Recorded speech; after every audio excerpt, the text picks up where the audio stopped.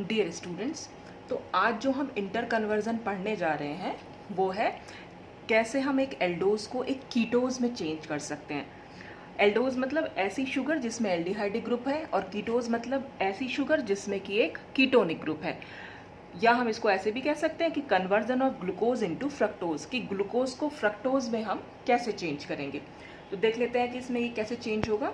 तो सबसे पहले इसमें क्या करते हैं, जो भी हमारी एल्डोज है, जो हमने ग्लूकोज लिया हुआ है, the aldose is first allowed to react with excess phenyl hydrazine to give the corresponding osazone. जब हम ग्लूकोज को, ये हमारा एक मतलब एल्डोज हो गया, और इस ग्लूकोज को हम क्या कराएंगे, एक्सेस ऑफ यानी अधिकता किसकी, फिनाइल हाइड्रोजीन। ये है हमारी फिनाइल ग्रुप हाइड्रोजीन। तो फिनाइल हाइड्रोजीन की अधिकता के साथ जब हम रिएक्ट कराते हैं, तो ये रिएक्शन तो हम पहले भी पढ़ चुके हैं। उसमें हमारा क्या बनता है, उसमें ओसाजोन का फॉर्मेशन होता है।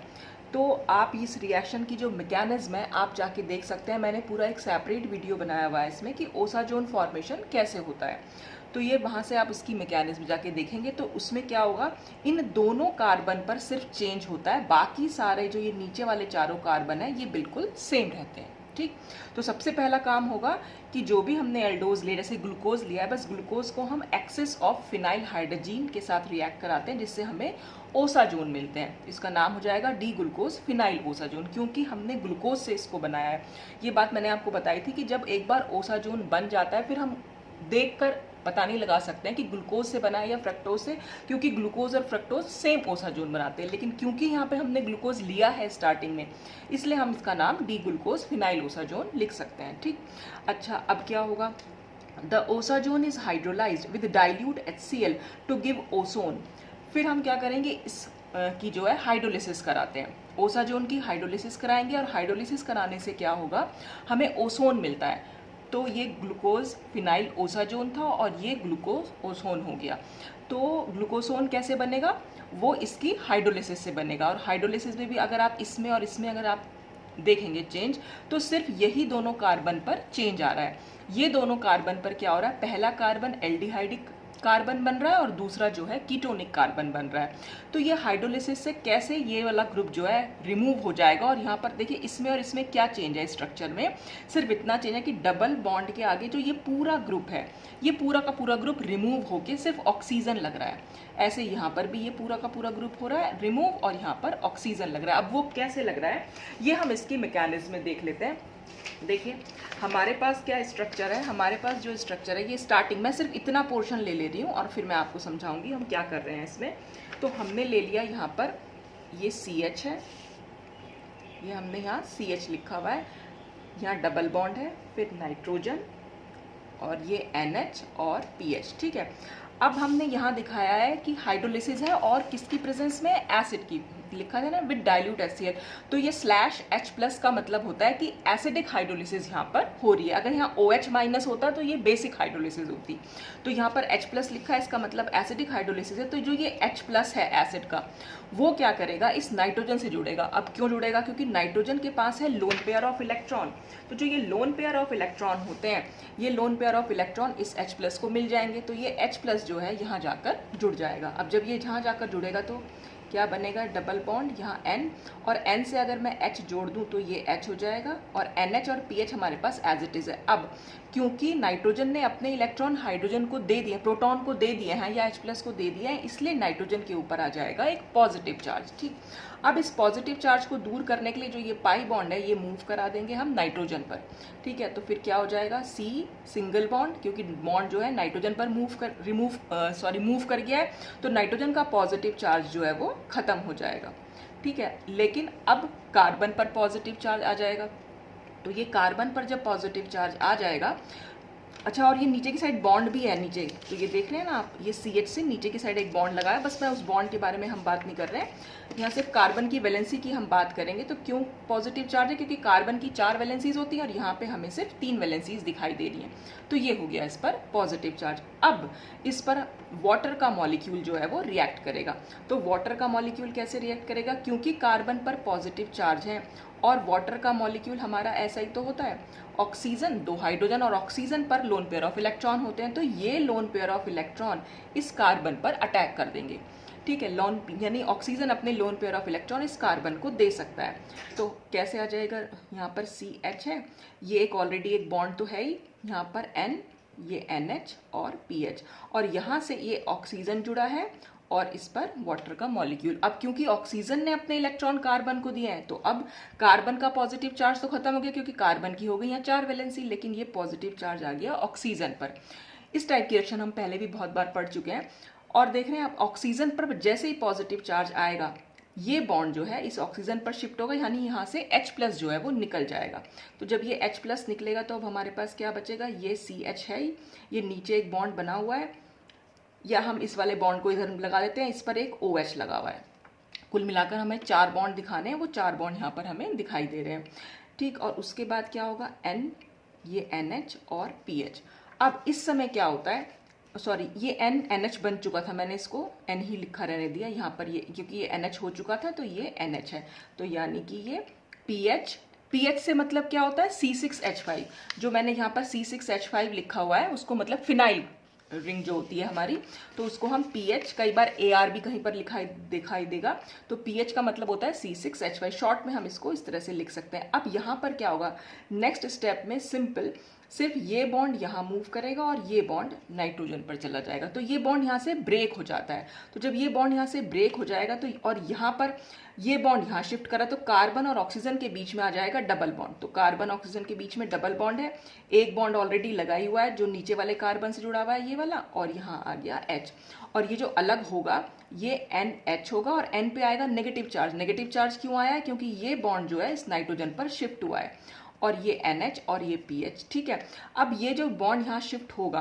तो इसका मतलब यहाँ से ये H+ निकल गया है, तो ये H+ जो है इस नाइट्रोजन से के नेगेटिव चार्ज है क्योंकि यहाँ पर, तो इससे ये H+ जुड़ जाएगा। तो जब ये H+ जुड़ेगा तो हमारे पास ये क्या बन के आ गया, PH, NH और NH2, PH, NH, NH2, और हमने स्टार्टिंग में क्या लिया था, ये PH, NH, NH2, यानी कि फिनाइल हाइड्रोजन का मॉलिक्यूल जो है यहाँ से एक निकल जाता है, और फाइनल जो हमारे पास ग्रुप जुड़ के हो गया वो हो गया CHO, और ये एक बॉन्ड तो नीचे वाले कार्बन से जुड़ा हुआ है, ये देख रहे हैं ना, नीचे वाले कार्बन से। तो हमारे पास ये वाला जो पूरा ग्रुप है ये कैसे किस में बदल गया, एल्डिहाइडिक ग्रुप में, C++OH, ये देख रहे हैं ना आप, C++O और ये H, तो CHO ग्रुप में इस तरह से ये चेंज हो जाएगा। ठीक, अब ठीक ऐसे ही इस वाले कार्बन पर भी रिएक्शन होगी, और ये वाले हमने क्या चेंज कर रहे हैं, बस C से डबल बॉन्ड O ही तो आ रहा है, तो ऐसे ही सेम यही रिएक्शन यहाँ पर भी होगी और ये C++O में चेंज होगा। इसको भी देख लेते हैं हम कैसे हुआ है।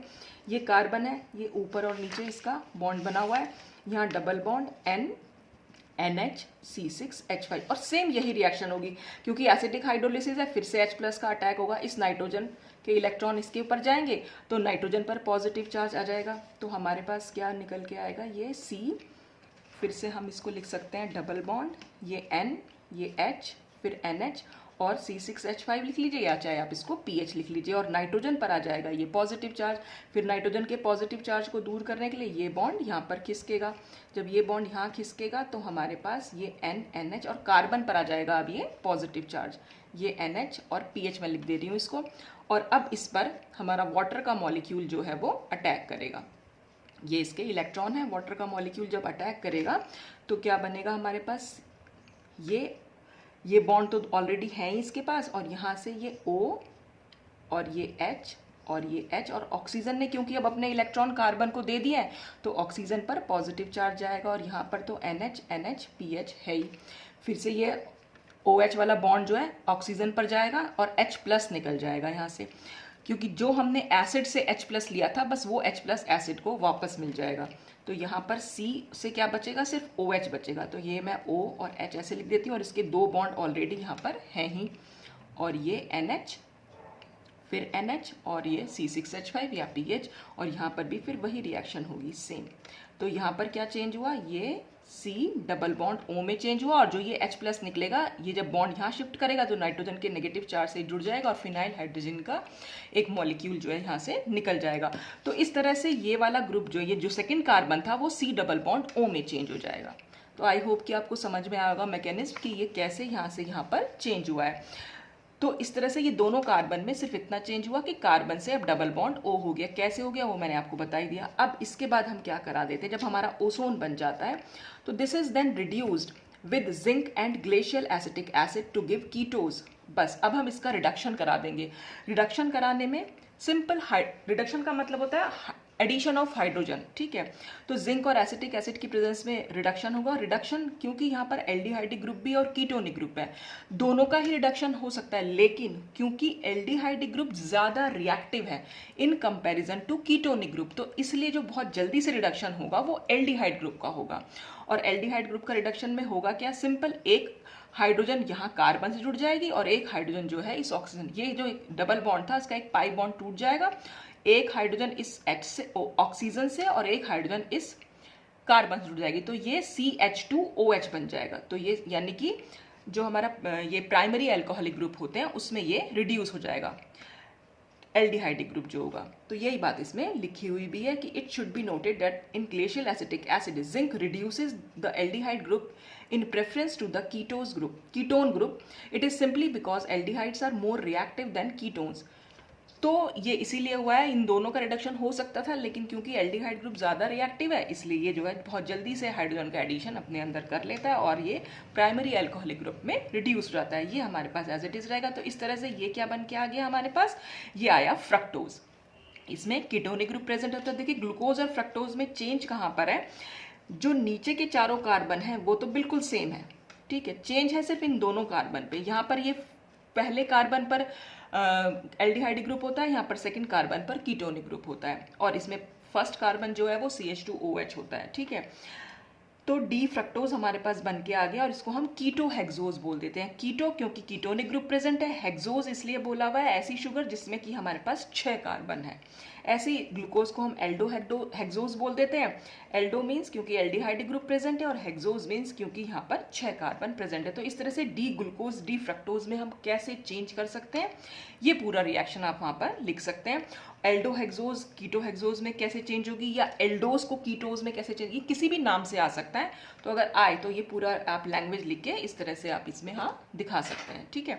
तो ये हो गया conversion of glucose into fructose.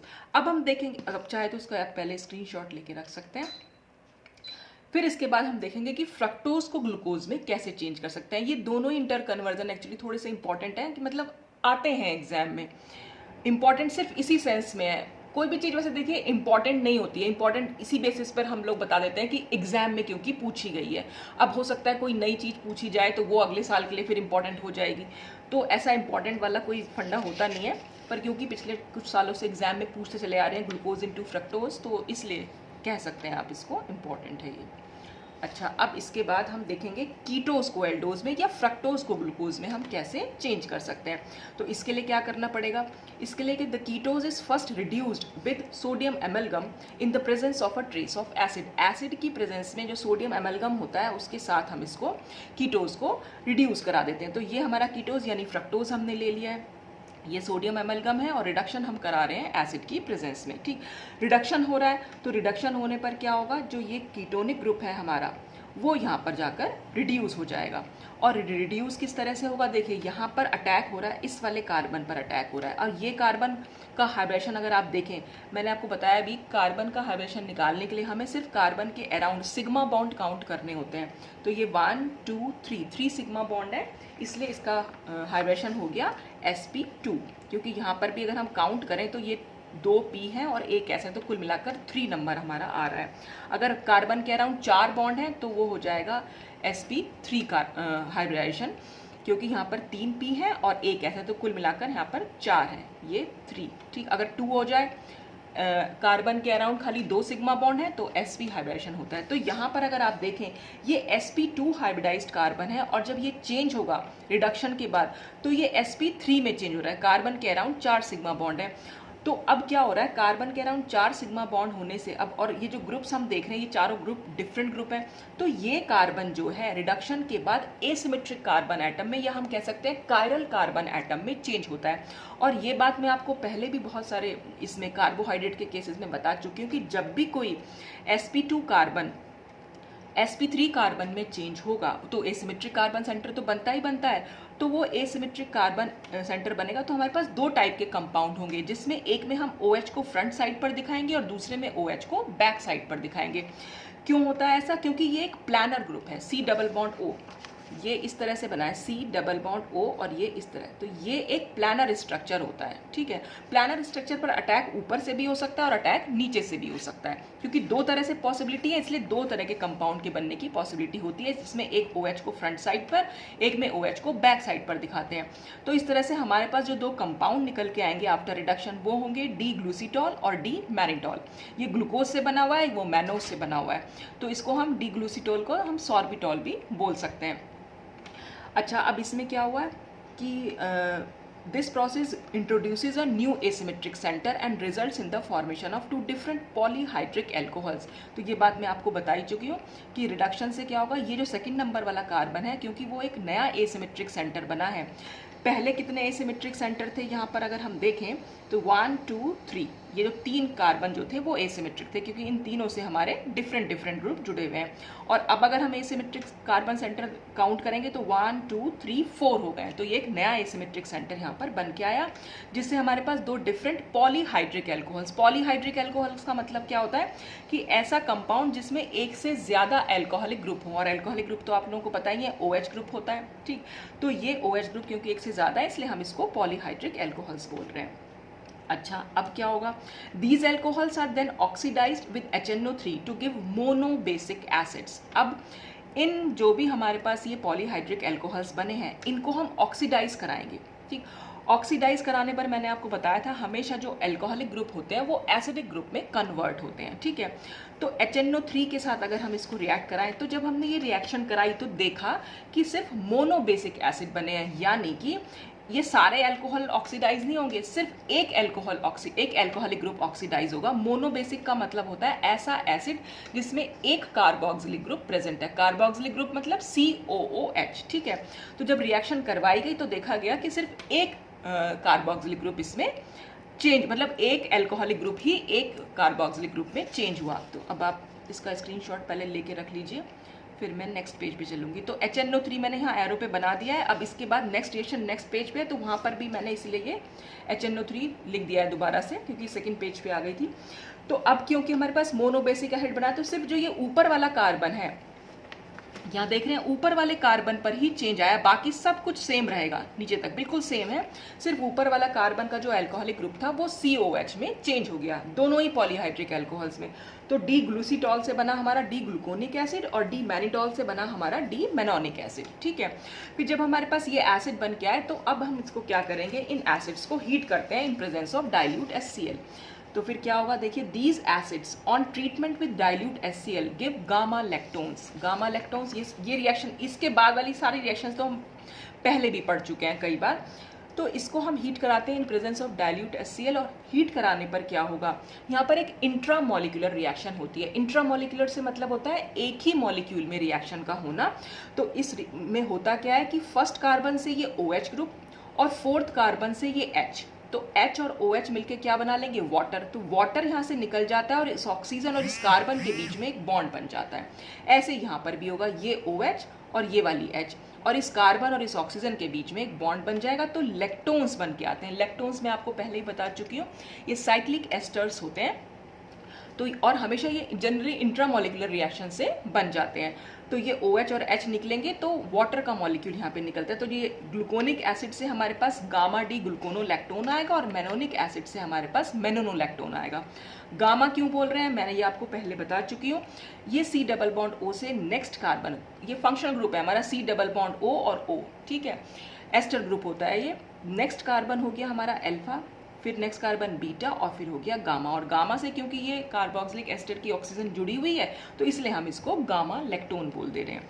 तो ये इस तरह से लैक्टोन हमारे पास बन के आएंगे। अब ये लैक्टोन्स क्योंकि सॉलिड्स होते हैं तो इनको हम फ्रैक्शनल क्रिस्टलाइजेशन के थ्रू एक दूसरे से सेपरेट कर सकते हैं। अब हमारे पास मतलब जब ये मिक्सचर बन के आएगा तो हम इनको सेपरेट कर सकते हैं और फिर हम सेपरेटली इनको रिड्यूस करा देते हैं, और रिड्यूस कराने से हमें यहाँ पर ग्लूकोज और इससे हमें मैनोज मिल जाता है।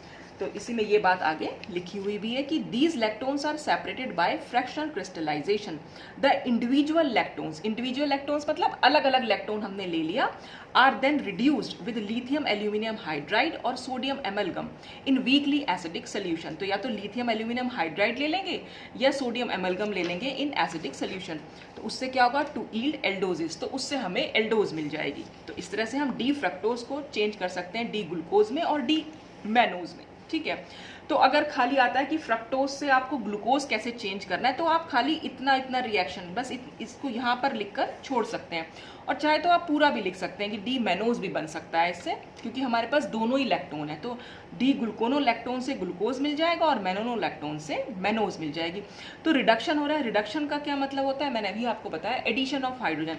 यहाँ पर ये बॉन्ड यहाँ से टूट जाता है, तो एक हाइड्रोजन इस ऑक्सीजन से जाकर जुड़ जाती है और एक हाइड्रोजन इस कार्बन से जाकर जुड़ जाती है। तो जब कार्बन से हाइड्रोजन जुड़ेगी तो CHO ग्रुप बन जाएगा।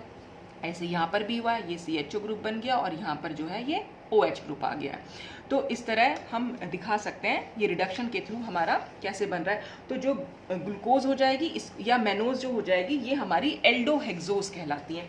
तो अगर रिएक्शन ऐसे आती है कि कीटोज से एल्डोज कैसे बनाएंगे, तब तो आप दोनों को दे सकते हैं।